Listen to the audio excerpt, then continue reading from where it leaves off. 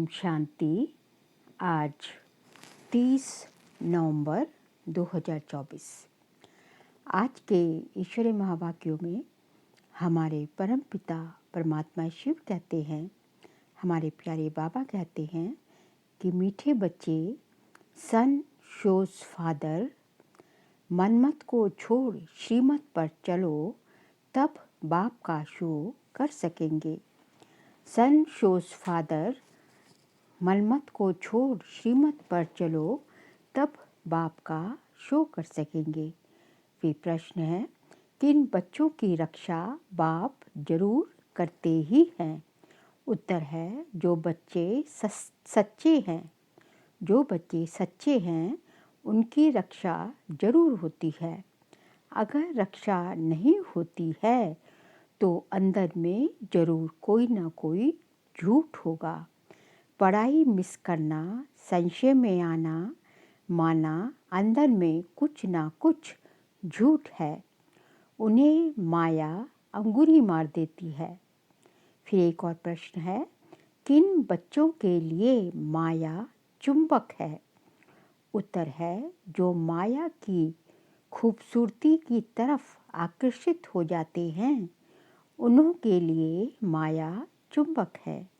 श्रीमत पर चलने वाले बच्चे आकर्षित नहीं होंगे। ओम शांति। रूहानी बाप बैठ रूहानी बच्चों को समझाते हैं। वह तो बच्चों ने निश्चय किया है, रूहानी बाप हम रूहानी बच्चों को पढ़ाते हैं, जिसके लिए ही गायन है, आत्माएं परमात्मा अलग रहे बहुकाल। सुंदर मेला जब लगा, जब सतगुरु मिला दलाल। मूल वतन में अलग नहीं रहते हैं, वहाँ तो सब इकट्ठे रहते हैं, क्योंकि मूल वतन शांति धाम तो हमारा भी, हम आत्माओं का भी घर है, तो हमारे परम पिता का भी वही घर है। मूल वतन में अलग नहीं रहते हैं, वहाँ तो सब इकट्ठे रहते हैं। अगर अलग रहते हैं तो जरूर आत्माएं वहाँ से बिछुड़ती हैं, आकर के अपना अपना पाठ बजाती हैं। सतो प्रधान से उतरते उतरते तमो प्रधान बनती हैं। बुलाते हैं पतित पावन, आकर हमको पावन बनाओ। बाप भी कहते हैं, हम हर 5000 वर्ष के बाद आते हैं। ये सृष्टि का चक्र ही 5000 वर्षों का है। आगे तुम ये नहीं जानते थे। शिव बाबा समझाते हैं तो जरूर कोई तन द्वारा ही समझाएंगे, क्योंकि उनका तो अपना तो कोई तन, अपना कोई शरीर है नहीं, वो तो निराकार है। इसलिए उनको समझाना है तो जरूर यहाँ के किसी शरीर का आधार लेना पड़ता है। ऊपर से कोई आवाज़ तो नहीं करते हैं ना, शक्ति व प्रेरणा आदि की कोई बात ही नहीं। तुम आत्मा शरीर में आकर वार्तालाप करती हो। वैसे बाप भी कहते हैं, मैं भी शरीर द्वारा डायरेक्शन देता हूँ। फिर उस पर जो जितना चलते हैं अपना ही कल्याण करते हैं। श्रीमत पर चले व ना चले, टीचर का सुने व ना सुने, अपने लिए ही कल्याण व अकल्याण करते हैं। नहीं पढ़ेंगे तो जरूर फेल हो जाएंगे। ये भी समझाते रहते हैं। शिव बाबा से सीख कर फिर औरों को भी सिखलाना है। फादर शोज सन, जिस्मानी फादर की बात नहीं। ये है रूहानी बाप। ये भी तुम समझते हो, जितना हम श्रीमत पर चलेंगे उतना वर्षा पाएंगे।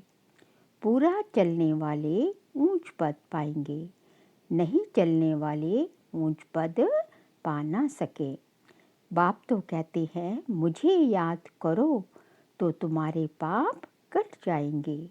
रावण राज्य में तुम्हारे पर पाप तो बहुत चढ़े हुए हैं। विकारों में जाने से ही पाप आत्मा बनते हैं। पुण्य आत्मा और पाप आत्मा जरूर होते हैं। पुण्य आत्मा के आगे पाप आत्माएं जाकर माथा टेकती हैं। मनुष्यों को ये पता नहीं कि देवताएं जो पुण्य आत्मा हैं वही फिर पुनर्जन्म में आते आते पाप आत्मा बन जाते हैं। वह तो समझते हैं ये सदैव पुण्य आत्मा है। बाबा समझाते हैं पुनर्जन्म लेते लेते सतो प्रधान से तमो प्रधान तक आते हैं। जब बिल्कुल पाप आत्मा बन जाते हैं तो फिर बाप को बुलाते हैं। जब पुण्य आत्मा है तो याद करने की, बाबा को याद करने की, भगवान को याद करने की कोई दरकार नहीं रहती। तो ये तुम बच्चों को समझाना है, तो ये तुम बच्चों को समझाना है, सर्विस करनी है। बाप तो नहीं जाकर सबको सुनाएंगे। बच्चे सर्विस करने लायक हैं तो बच्चों को ही जाना चाहिए।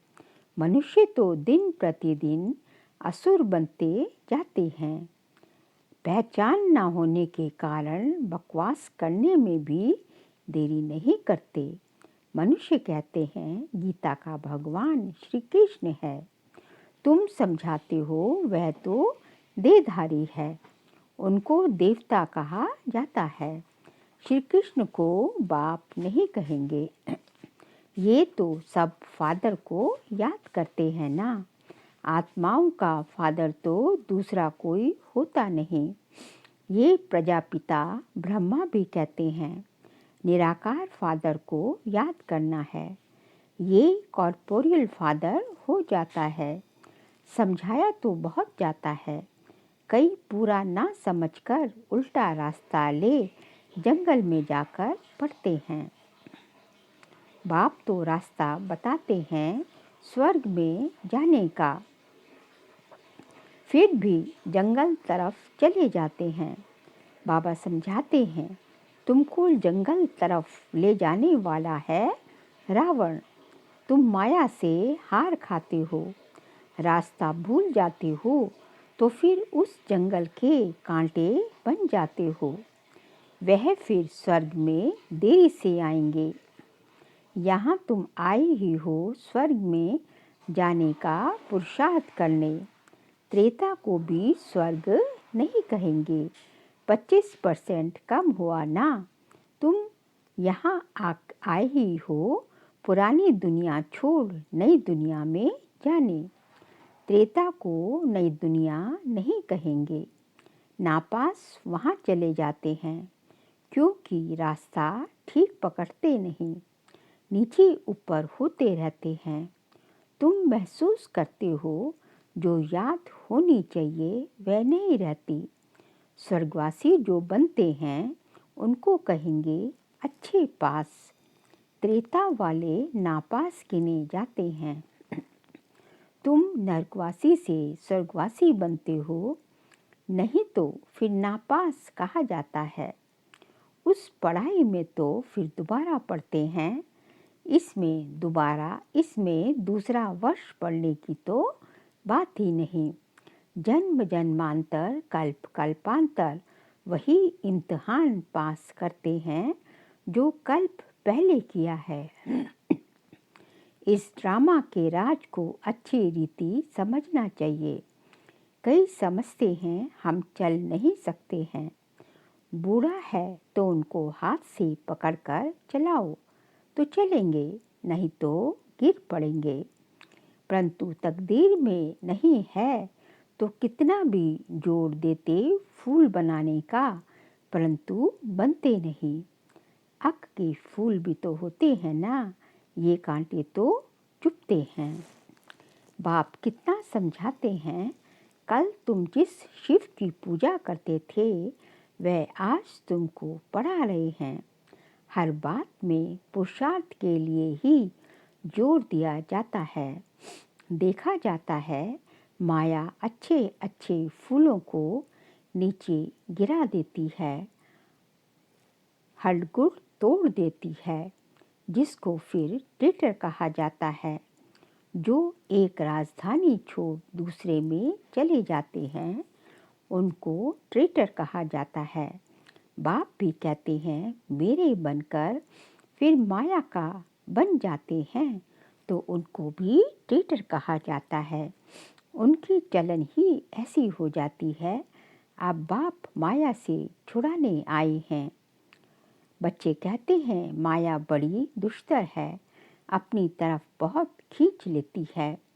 माया जैसे चुंबक है, इस समय चुंबक का रूप धरती है। कितनी खूबसूरती दुनिया में बढ़ गई है। आगे ये बाइस्कोप आदि थोड़े ही थे, ये सब 100 वर्ष में निकले हैं। बाबा तो अनुभवी है ना, तो बच्चों को इस ड्रामा के घुये राज को अच्छी तरह समझना चाहिए। हर एक बात एक्यूरेट नोंधी हुई है। 100 वर्ष में ये जैसे बहिष्ठ बन गया है। अपोजिशन के लिए तो समझा जाता है अब स्वर्ग और ही जल्दी होना है। साइंस भी बहुत काम में आती है। ये तो बहुत सुख देने वाली भी है ना। वह सुख स्थायी हो जाए, उसके लिए इस पुरानी दुनिया का विनाश भी होना है। सतयुग के सुख है ही भारत के भाग्य में।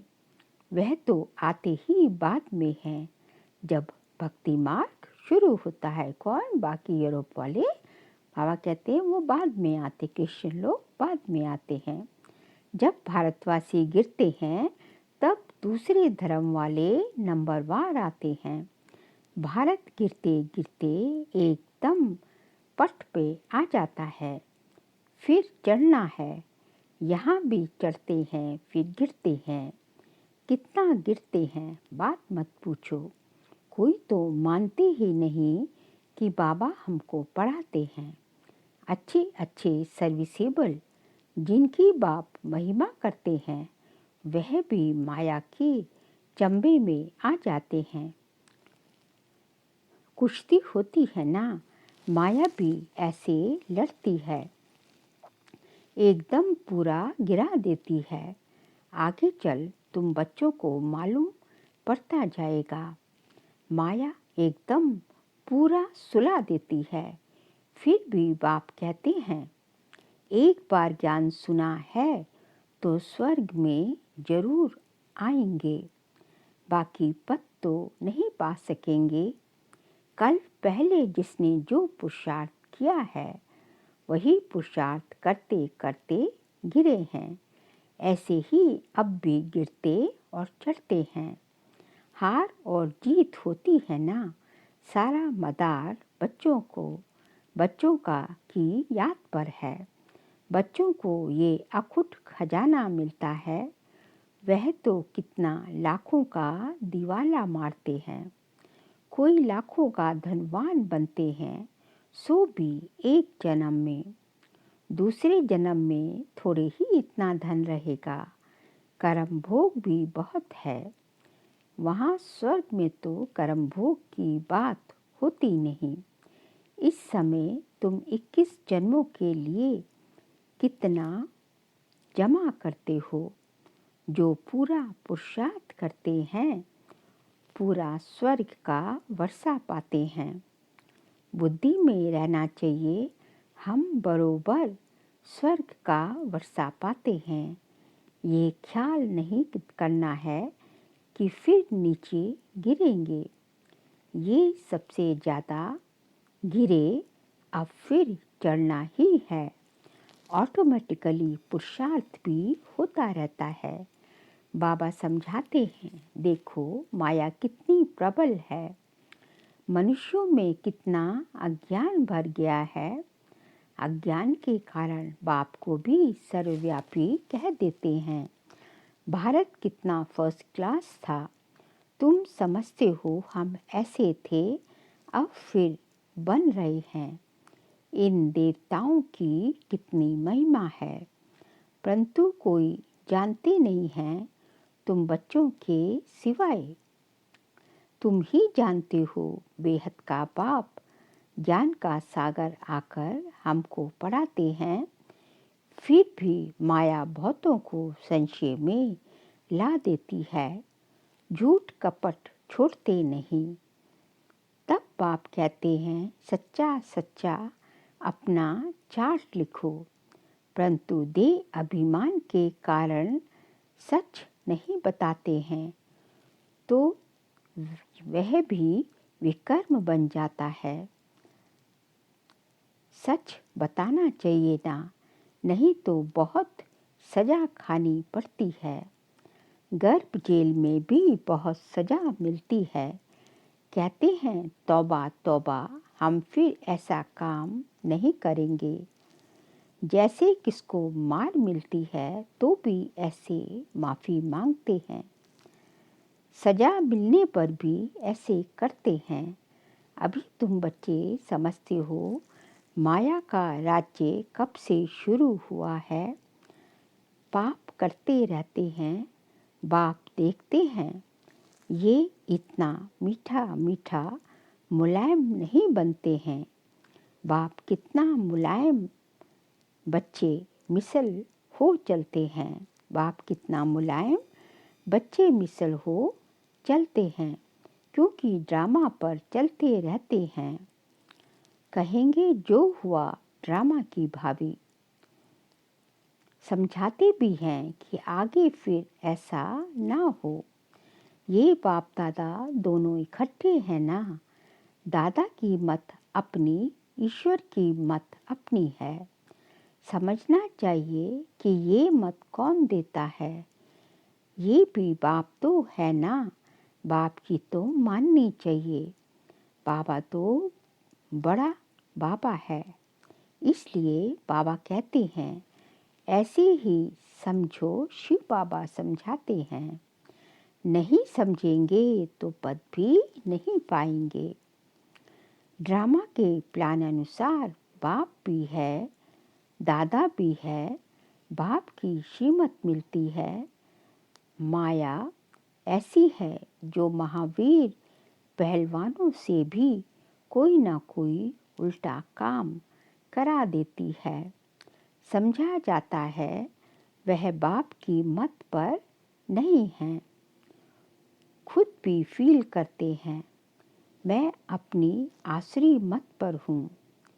श्रीमत देने वाला आकर उपस्थित हुआ है, उनकी है ईश्वरीय मत। बाप खुद कहते हैं इनकी अगर कोई ऐसी मत मिल भी गई तो भी उनको मैं ठीक करने वाला बैठा हूँ। फिर भी हमने रथ लिया है। हमने रथ लिया तभी इसने गाली खाई, नहीं तो कभी गाली नहीं खाई। मेरे कारण कितनी गाली खाई है, तो इनकी भी संभाल करनी पड़े। बाप रक्षा जरूर करते हैं, जैसे बच्चों की रक्षा बाप करते हैं ना। जितना सच्चाई पर चलते हैं उतनी रक्षा होती है, झूठी की रक्षा नहीं होती। उनकी तो फिर सजा कायम हो जाती है। इसलिए बाप समझाते हैं माया तो एकदम नाक से पकड़कर ख़त्म कर देती है। बच्चे खुद फील करते हैं माया खा लेती है तो फिर पढ़ाई छोड़ देते हैं। बाप कहते हैं पढ़ाई जरूर पढ़ो। अच्छा, कहाँ किसका दोष है इसमें। जैसा जो करेगा सो भविष्य में पाएगा, क्योंकि अभी दुनिया बदल रही है। माया ऐसे अंगुरी मार देती है जो वे खुशी नहीं रहती है। फिर चिल्लाते हैं बाबा पता नहीं क्या होता है। युद्ध के मैदान में बहुत खबरदार रहते हैं कि वहाँ कोई अंगुरी ना मार दे। फिर भी ज़्यादा ताकत वाले होते हैं तो दूसरों को गिरा देते हैं। फिर दूसरे दिन पर रखते हैं। ये माया की लड़ाई तो अंत तक चलती रहेगी।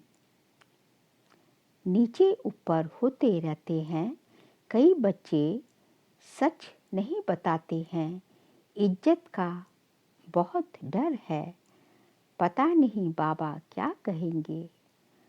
जब तक सच बताया नहीं तब तक आगे चल ना सके। अंदर में खटकता रहता है, फिर वृद्धि हो जाती है।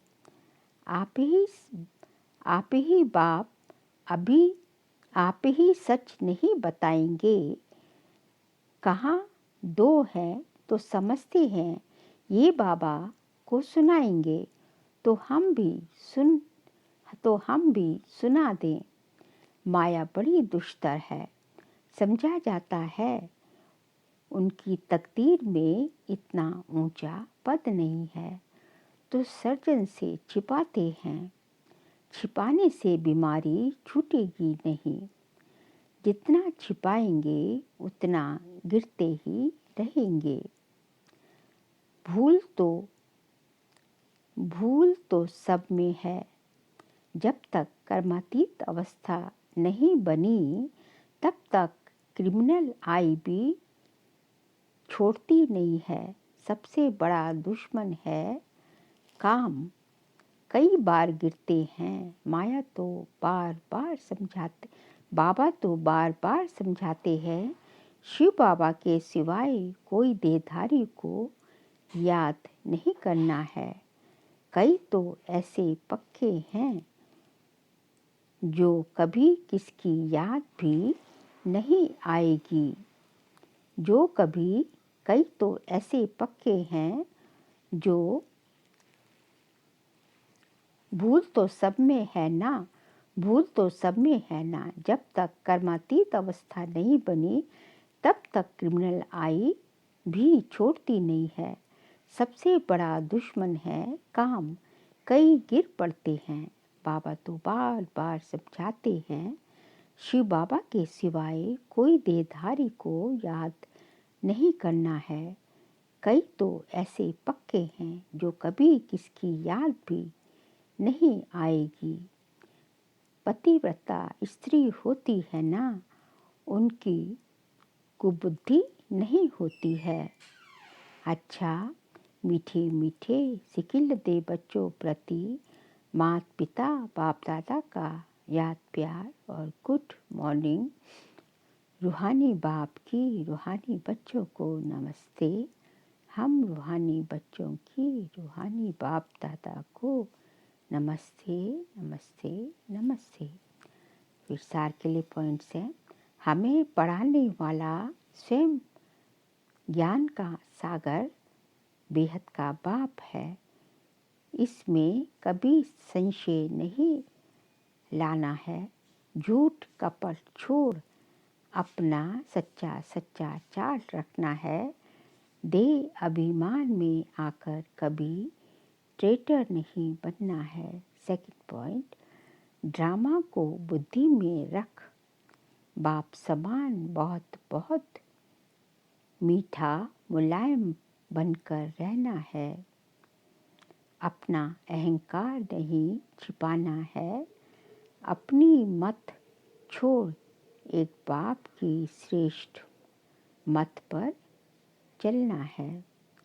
आज का बाबा का वरदान है, एक बाप के लव में लवलीन हो मंजिल तक पहुँचने वाले सर्व आकर्षण मुक्त भव।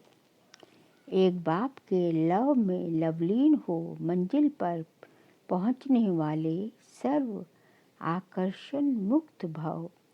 बाप दादा बच्चों को अपने स्नेह और सहयोग की गोदी में बिठाकर मंजिल पर ले जा रहे हैं।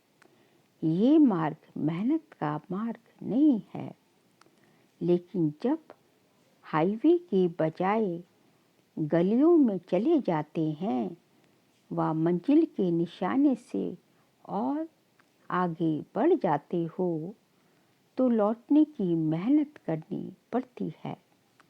मेहनत से बचने का साधन है, एक की मोहब्बत में रहो। एक बाबा एक बाप के लव में लीन होकर हर काम करो तो और कुछ दिखाई नहीं देगा, सर्व आकर्षणों से मुक्त हो जाएंगे। स्लोगन है, अपनी खुशनसीबी का अनुभव चेहरे और चलन से कराओ। अपनी खुशनसीबी का अनुभव चेहरे और चलन से कराओ। बाबा कहते हैं कि यह आप कितने खुशनसीब हो, कितने खुशकिस्मत हो, कितने सौभाग्यशाली हो, इसका अनुभव आपका चेहरा बोलना चाहिए। आपका चेहरा और चलन जो है दर्पण का काम करना चाहिए, जिसमें सब कुछ दिखाई दे। तो जो है आपकी खुशनसीबी का अंदाज भी आपके चेहरे से लगाया जा सकता है। अच्छा, ओम शांति।